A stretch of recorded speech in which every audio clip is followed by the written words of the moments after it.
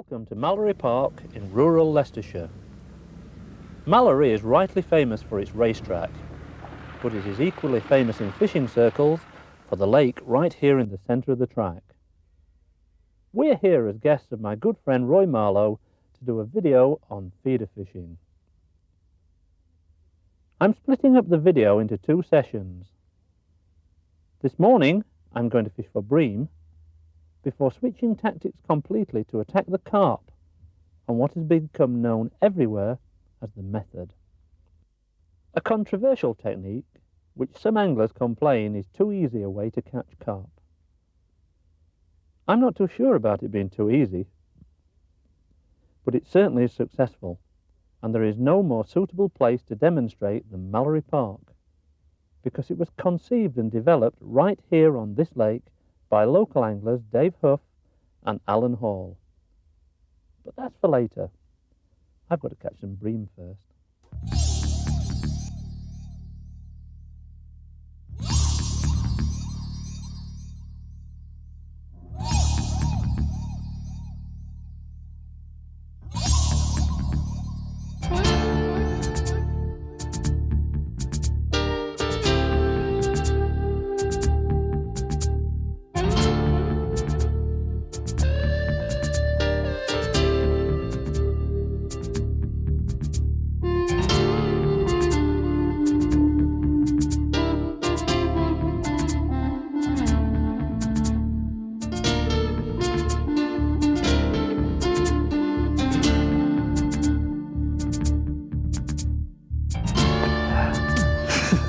Wasps.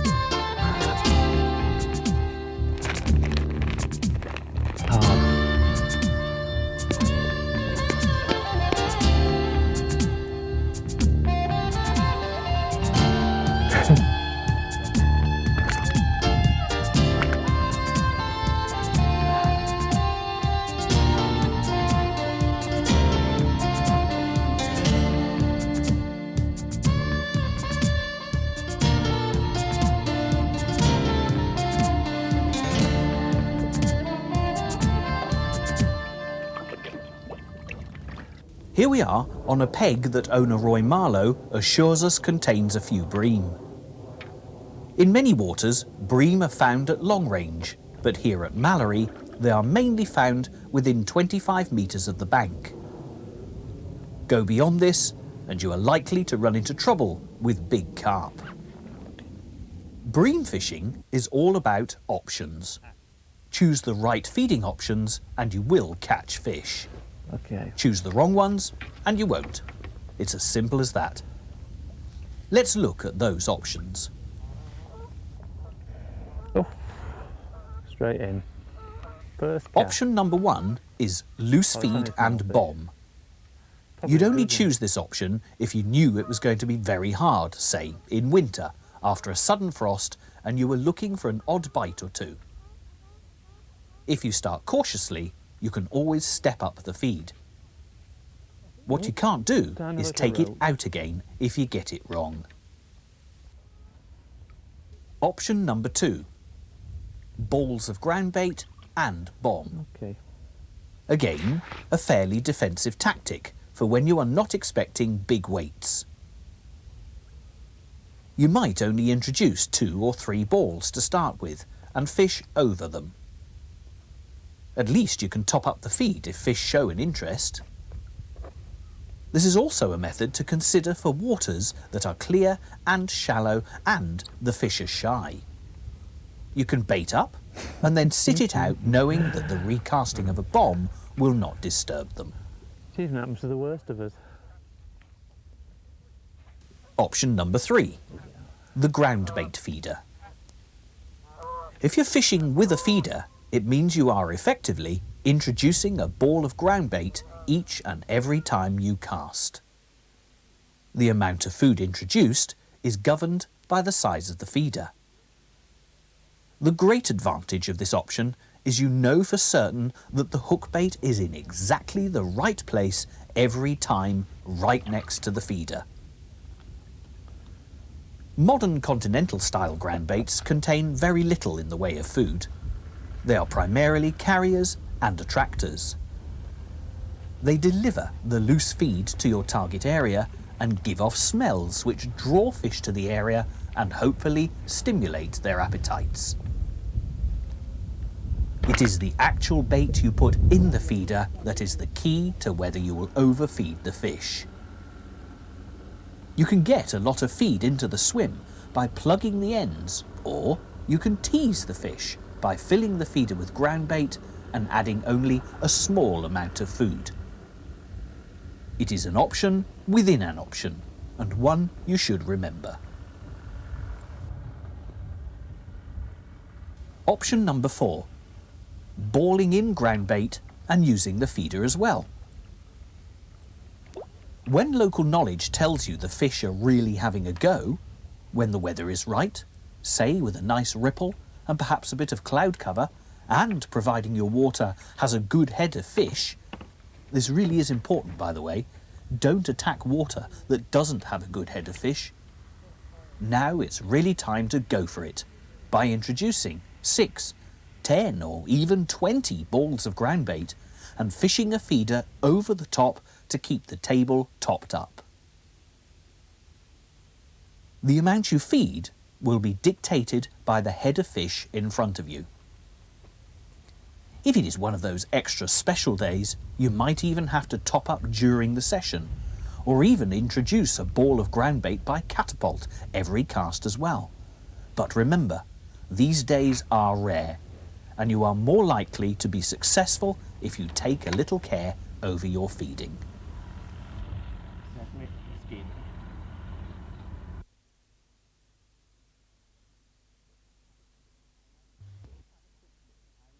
Let's have a quick look how the ground bait is prepared. Bob's chosen to use a mix of 2 continental ground baits that have a track record of success with bream. He mixes them together dry and sprinkles in a little brasin. This is his favourite bream attractor, but it is very sweet smelling. Take care not to overdo it. Add water to the mix slowly and stir vigorously. It is important not to overwet the mix, or you will ruin it. It's well worth spending a bit of time preparing your ground bait and getting it right. While the mix is still fairly dry, run it through a riddle and put some to one side. This is the ground bait you will use in your swim feeder, and it needs to be dry enough to just hold together inside the feeder and then explode out when it takes in water and swells up.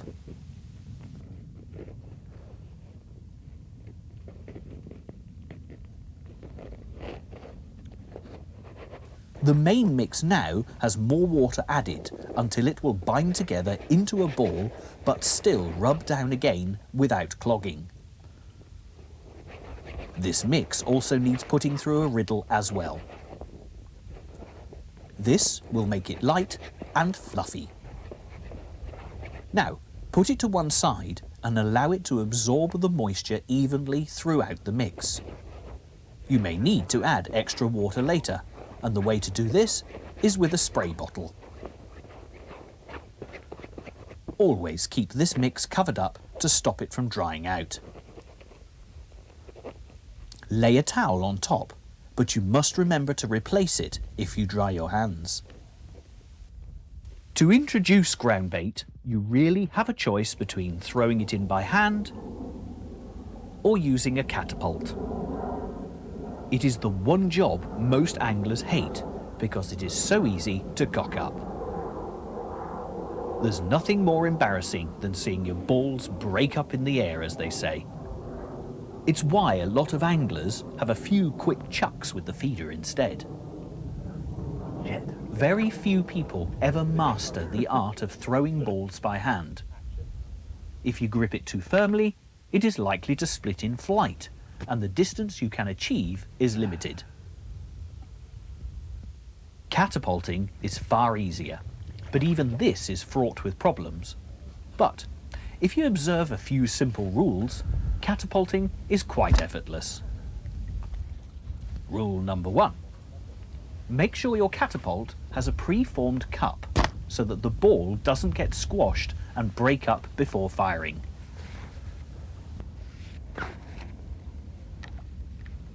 Rule 2.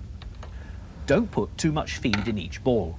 Squats and casters are much better than pinkies or big maggots because they don't wriggle. Rule 3. Don't try to save time by firing out big balls. 2 small balls will fire out more accurately than 1 big one. Rule number 4. Skin each ball after you've formed it by wetting your hands and then squeezing it again. This will put a skin on the outside of the ball, which will help it hold together. Rule number 5. Pick a target to aim at on the far bank. You can see the greenhouse opposite. That is our target, and all the balls will be fired in that direction. We'll then cast our feeder in that direction, so we will then only have to get the distance right.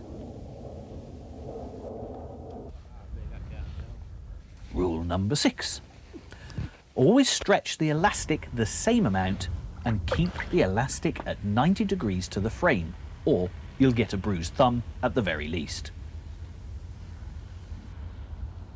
Rule number 7.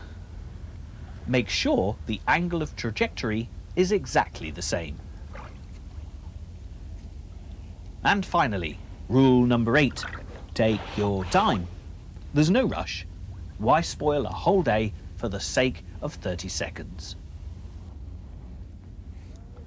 If you follow these simple rules, you should be able to bait up like an expert.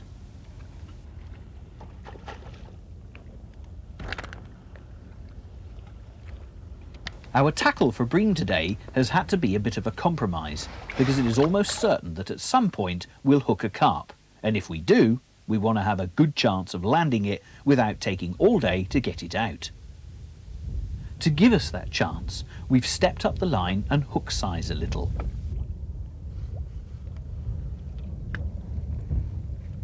On waters where carp are not a problem, size 22 and 24 hooks connected to 12-ounce breaking strain hook lengths are not uncommon, especially where skimmer bream predominate.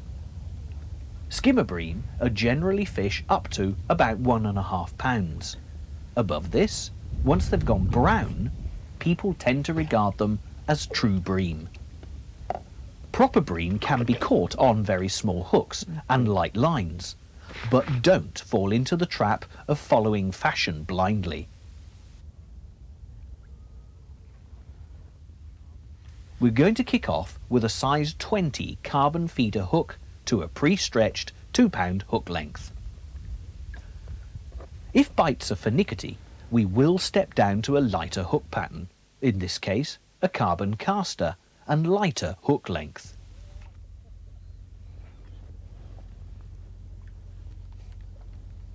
However, if the fish are happy to take the carbon feeder, we'll look at upping the size of the hook to say a 16.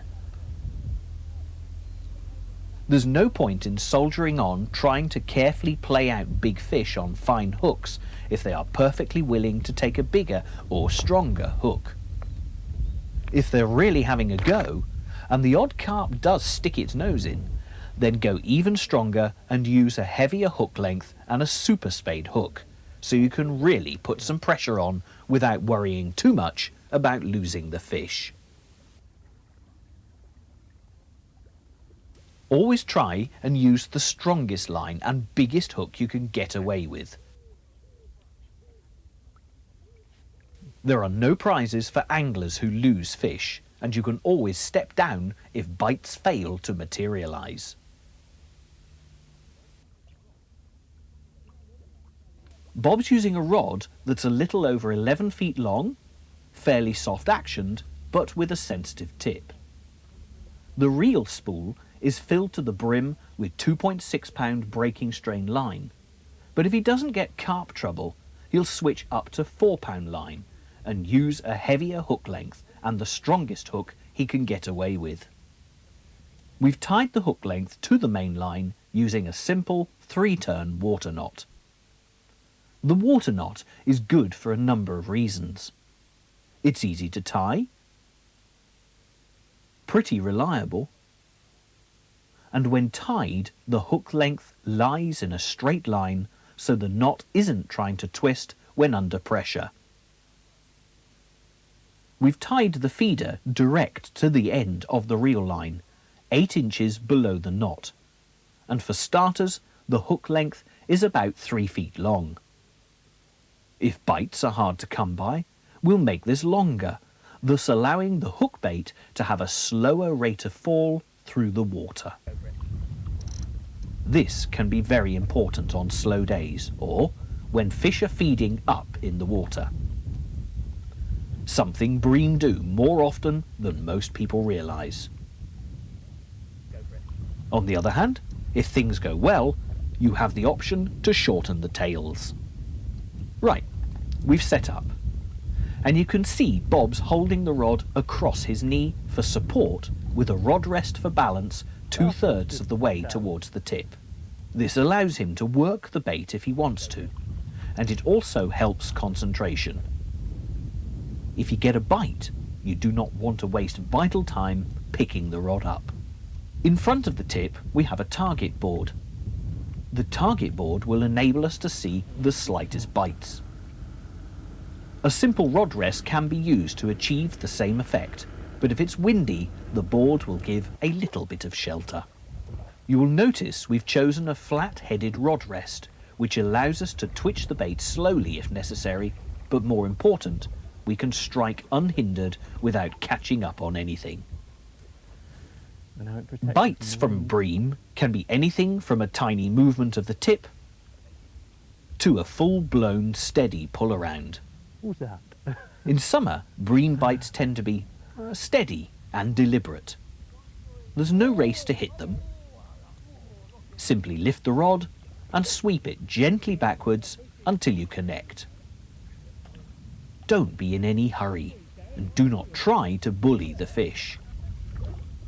Try to lead it away from the shoal with a minimum of fuss.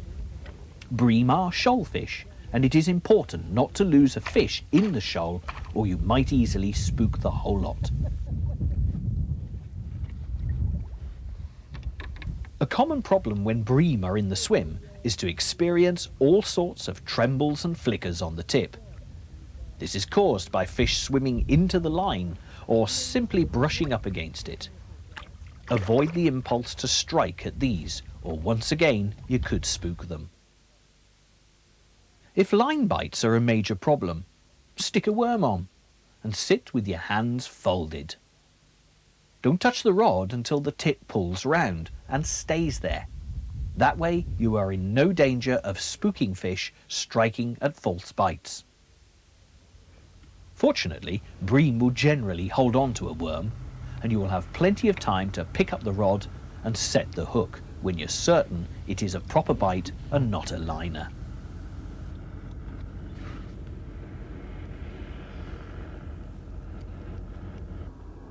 It pays to have a varied selection of hook baits with you when bream fishing, and to ring the changes.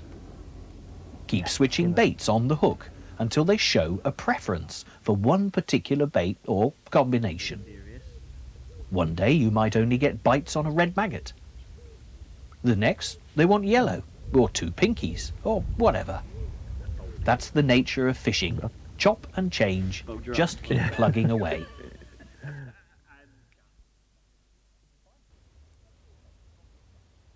It's vital to protect your bait from the sun in summer. Who's that? Make sure you shade it with a towel or an umbrella. Leaving bait out in the sun for any length of time will ruin it, so take a bit of time to ensure your bait stays in tip-top condition. Coming up on the surface now. Bob carries all his in a cool bag and freezes up a couple of plastic pot bottles to keep everything cool. If you don't need to have all your bait out at once, keep the rest of it in the cool bag for later. That way, it'll stay in tip-top condition. Yeah, much better one. We've hooked a fish here, and as you can see, playing Stillwater bream is not a difficult thing to do. They're pretty obliging creatures, and providing you are patient and there are no snags around, you shouldn't experience many problems. Oh, it's come out. In some waters, the bream seem go. to have quite Bit of a soft scabby one, mouths, but, and hook bigger pulls fish. occur. If this is a problem, try keeping the fish knows rod he's on at the telly. same There he angle goes. after the strike, Well done, and mate. don't lift it until the fish is ready for netting. This keeps the pressure on the hook hold to a minimum. If you start waving the rod around, one way and then the other, it'll only loosen the penetration, and you'll obviously lose more fish.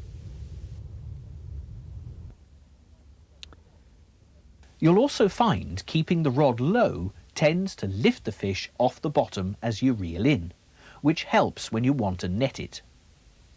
Stillwater bream will normally roll over on their sides and slide straight into the net if you do this and get the timing right.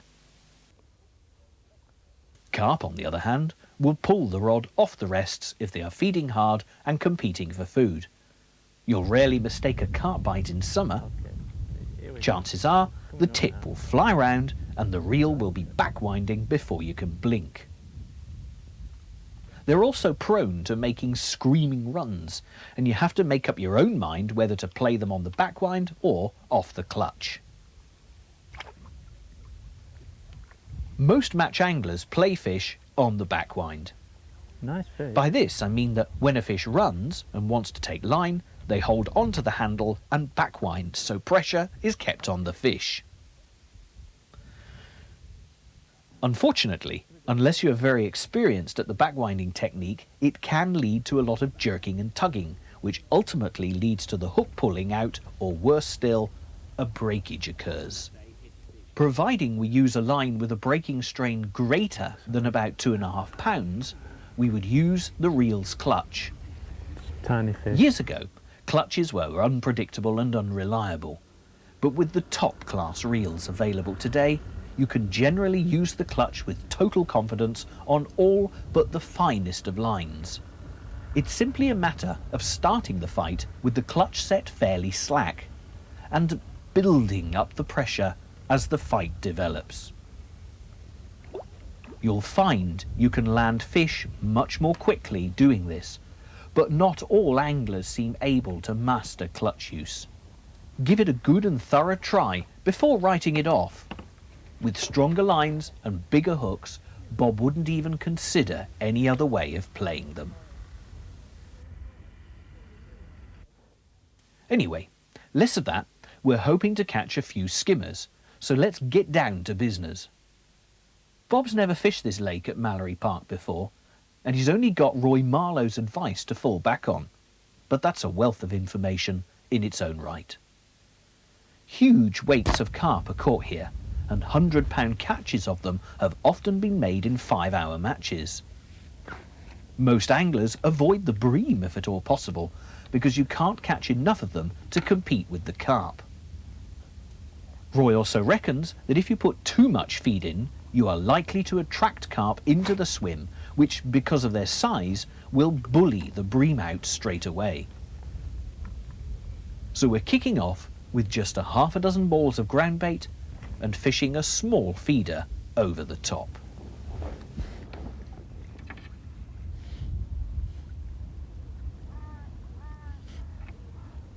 The balls of ground bait were introduced into an area about 8 feet square.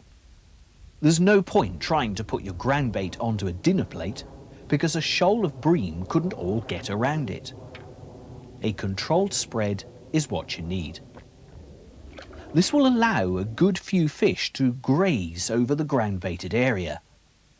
Each cast with the feeder will top up the table, and the more fish we attract to the swim, the more bites we will get and the more casts we will make, which means the swim is continually topped up in accordance with how many fish there are out there. That's the beauty of the swim feeder. Providing you keep getting a few bites, the swim is always primed and you cannot really overfeed. Simply casting out and waiting will attract plenty of bites if bream are actively feeding in your swim. But twitching will attract bites much more quickly, particularly when the bream are finicky. Often fish will be in your swim and sat right over the ground bait, but they're reluctant to feed. That's when twitching a bait will score dividends. They're coming in now. When you cast out and the feeder settles, the bait it contains will spill out of the ends and remain around the feeder. If you give it a twitch, the feed will empty out of it completely, making it easier for the fish to get at. But more importantly, the hook bait will move a few inches. This action will often provoke an instant reaction from a fish. It'll also move your hook bait nearer the pile of free offerings deposited by the feeder. If no bite develops, leave it there for a little while. Then give it another twitch. The twitches should be, well, as small as you can make them. There you go. Just a few inches at a time if you can. This will eventually put your hook bait slam bang in the middle of the free offerings, which is obviously the key area to be in. If you still need convincing about twitching, think about this. If a bream sits looking at 1,000 casters laid on the lake bed, which one will he pick up first? The answer is the one that attracts his attention, and that one will be the one that moves. Oh, it's only a small fish. Let's just hope Probably it's the good, one with our hook in it. Okay, it's midday and the fish have been fairly kind. We've had a few skimmers and hooked a few loony carp. The swim is nicely coming to life, and I'm sure if we're to continue, we'd catch plenty more fish.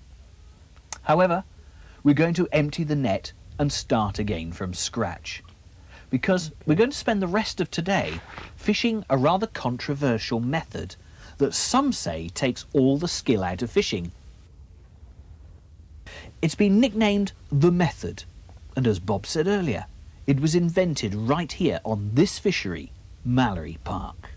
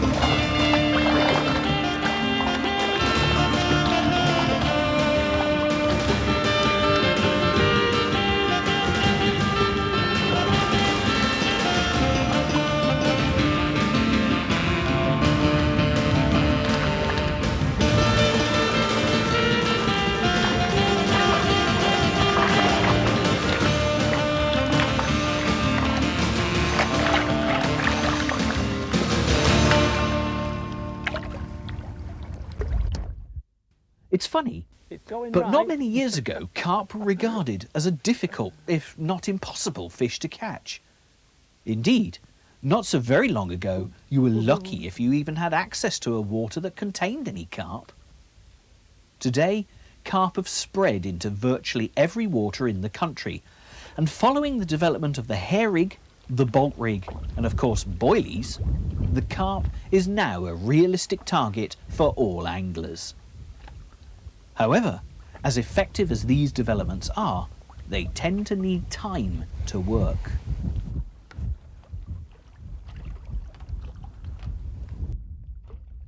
The dramatic spread of the species has led to carp becoming a target for match anglers.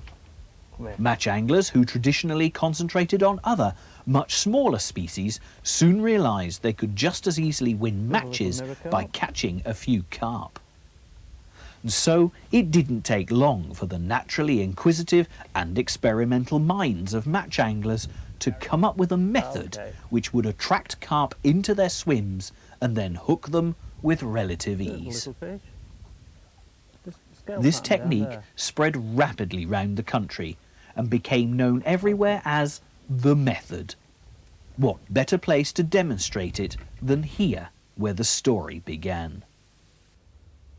The method is indeed a crude way of catching fish. To describe it in a nutshell, you squeeze a very hard ball of ground bait around an M-stat frame feeder into which you place your hook bait. That's right, it's buried inside. This is cast out into the swim. It's never long before a carp finds your feeder and starts to try and break down the ball of ground bait, eating anything that it can dislodge from it. Eventually, your hook bait falls out and is eaten. The weight of the ball actually hooks the carp for you, and all you have to do then is land it. It's really as simple as that, and what's more, it works like a dream. Because the carp here are quite hefty creatures, Bob's having to step up the tackle considerably.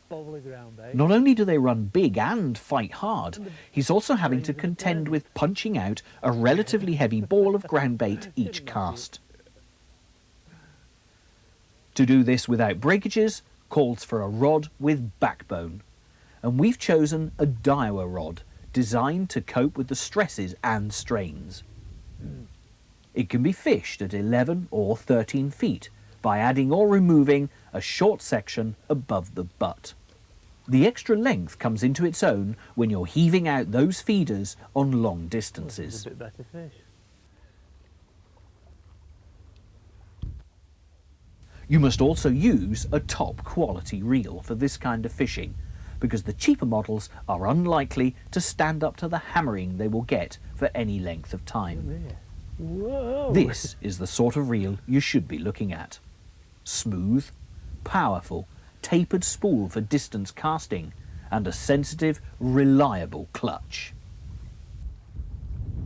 Bob selected a 5-pound breaking strain line, but will be using an 8-pound breaking strain shock leader to withstand the strain of casting the heavy feeder. The shock leader can be tied on in many ways, but the knot favoured these days is the marl knot. It does take a bit of tying, but it is by far the most reliable knot we know of. To tie the knot, make an overhand loop knot in the stronger line and thread the finer line through it. Now lap the finer line 10 times up the other line, then 6 times coming back, and take it back through the loop. Wet it, and carefully pull up the knot until you have a result like this. As you can see, the trailing ends all point backwards, which mean they will cast through the eyes of the rod easily without snagging. Don't trim these ends up too tightly, because it will make for a very stiff knot, and it may cause problems when you reel in a fish. Make sure the shock leader is long enough to run from the feeder to the reel, and have at least 4 turns of line on the spool. That way the stress of the cast will be completely absorbed by the 8-pound line.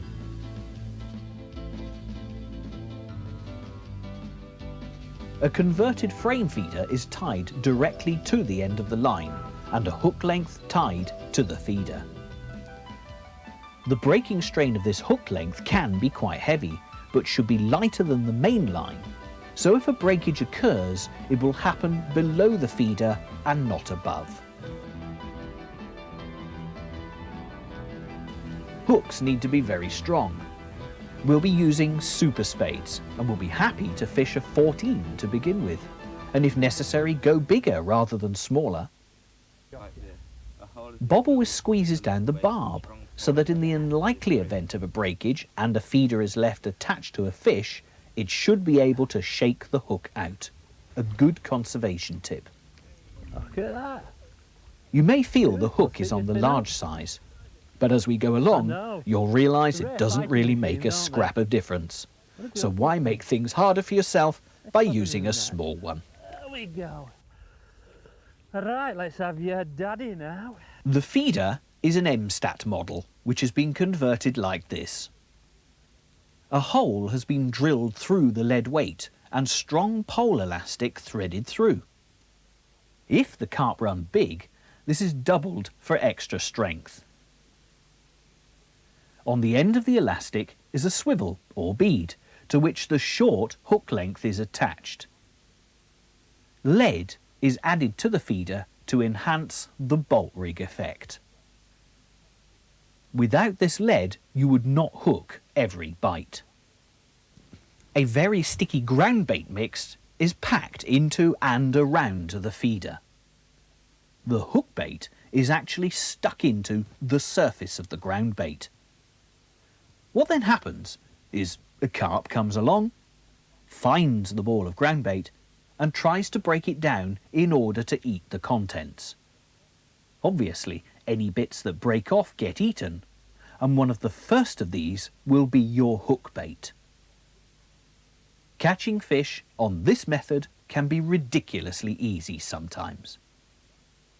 However, getting the ground bait mixes right is vital. It has to be stiff and difficult to break down, more like concrete than ground bait.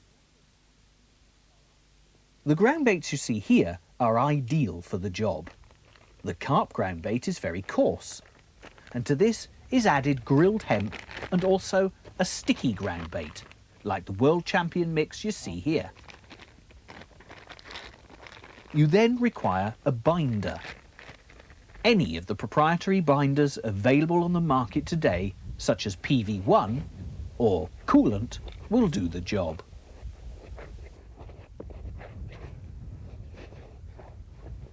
To the mix will be added everything but the kitchen sink. It'll contain a menu of hemp, sweet corn, casters, worms, a few maggots, but most importantly, some floating casters. The idea behind this is that as bits break off the feeder, some will rise vertically. Bob believes this stimulates the carp into snatching at the escaping bait and subsequently causes them to snatch at anything that is freed from the ball, including your hook bait. That's the theory anyway, and there's no doubt it works brilliantly. There's little point in setting up a target board for this kind of fishing because the bites you get will be absolutely positive. To give you an inclination of what I mean, just watch this tip. There's a fish attacking the feeder right now, and you can see the tip is dancing and jerking. There's no point whatsoever in striking at the movements, no matter how violent they appear, because when a fish takes the bait, it will hook itself and you'll be in no doubt when it happens. The rod will lurch forwards and the reel handle will spin. Just make sure the rod doesn't get pulled in. The only exception is when everything goes slack. This is exactly the same as a screaming take. The difference is the fish is still hooked but has swum towards you. There's never a need to strike when using the method. Every fish will hook itself. Striking will only cause breakages. All you have to do is lift the rod up and tighten onto the fish. Accurate casting is essential, but never be tempted to use a line clip because these carp will smash you up before you get a chance to react. It's Clipping up difficult to is a tell. It's recipe tighter round to for the left. disaster. So I'm going to have to put some side strain on. Or my The neighbour's gonna be beauty having of a the false method bite. is that the Ooh. pole elastic actually helps to tire out the fish and quite also well, acts small carp. as a shock leader. Without it, There's no you doubt might about it, find this is a more pretty hooks good ripping out of the fish's mouths. On some waters, the method is banned. And what's In coming most towards cases, me now? it is only the What's pole important to elastic keep up with version him. described so far that is not Oh, now allowed, change direction. but there are other ways to get round this quite fairly and, more importantly, safely. It's game You should fighting. check with the fishery owners first if there is any doubt, but Anybody let's behind look me at a can couple fish of as well? alternatives that are quite safe ways of fishing the method. Oh, I've been stung by a wasp here. Attacked. Obviously, the frame feeder could be fished on a paternoster rig, just like when we fished for bream earlier. Simply fish it with short tails, and the good on us, exact little same carp. hooking effect will be achieved. The only drawback is that the carp can shake its head violently during the fight and actually rip out the hook against the weight of the feeder. Clearly, less lead should be used in this instance. Another alternative is to attach a swivel onto the end of your main line, to which you will tie the hook length. Dint in his forehead there. Above the swivel is a rubber Like he's bead. been boxing Now when he was a this little is boy. used as a shock absorber. That's that. The feeder is slid on above the bead, and just above this is a small split shot. Okay. This split Beautiful shot little creates the bolt effect rig that you had before. It's important that Yeah. the split shot is not squeezed on too tightly. That way, if you get a breakage above the feeder, the carp will be able to pull the feeder completely off the line when the split shot slides back with the feeder. Finally, you could simply take a leaf out of the carp angler's book and fish the feeder as a semi-fixed lead. This is dead easy to set up and is probably the most efficient method of all. The feeder is threaded onto the line along with a 2 centimetre piece of silicon tubing. A swivel is then tied direct to the end of the reel line to which your hook length is attached. The knots you use here are vital, and there is no better knot than a twice through the eye grinner. It's dead easy to tie. Thread the line through the swivel twice, make a loop and take the end through 5 times. Wet it and pull it up gently. You can see now the feeder slides onto the silicon tube, which is then wedged over the swivel. This locks it in place, but will slide off when a fish is hooked, taking the pressure off the hook hold.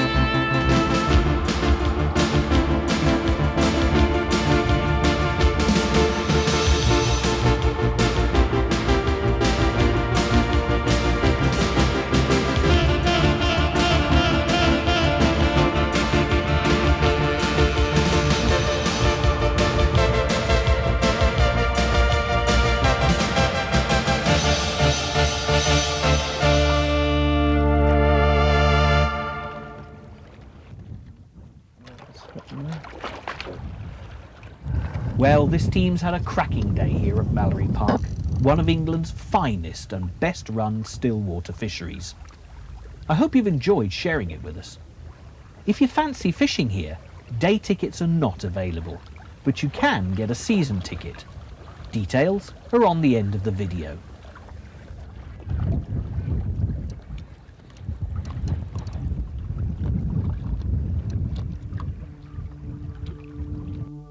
And finally, if you want to know more about ledgering techniques, you can get a copy of Bob's book on the subject through any high street bookshop or Daiwa dealer. Thanks for watching Tight Lines.